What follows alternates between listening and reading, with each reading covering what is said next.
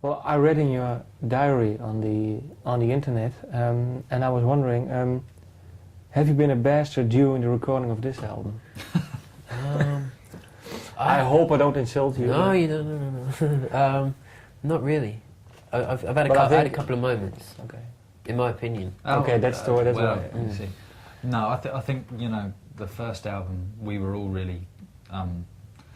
We felt a lot of pressure because you know with the first record you spend your whole life getting to that point and then you get to make the record, and so I think you know things got out of hand. With the second record, you know, you have the sort of confidence that the first record gives you because it did well and people connected with it. So those sort of things didn't happen so much, and I think it was a much more of a four-way thing. It wasn't so much, you know.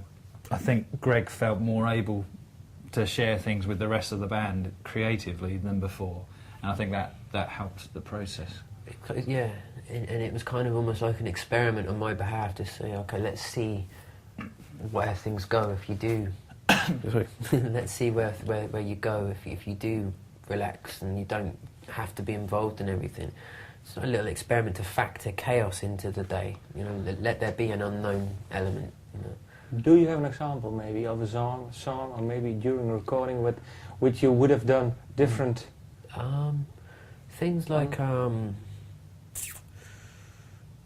let's say, like Too Much in Your Life on the album ended up with this really long, slow section at the end, and that was born out of, okay, we reached a certain point in the song, and rather than me saying, right, I need to go home and work on this some more and try and listen through ideas, we just threw ideas around, just completely open, and it wasn't the most logical thing to do, but I think it really works to just put a really slow harmonic section on the end. But that came out of just saying, you know, it's often the case, all the good things seem to happen to us when we're not uptight or trying too hard.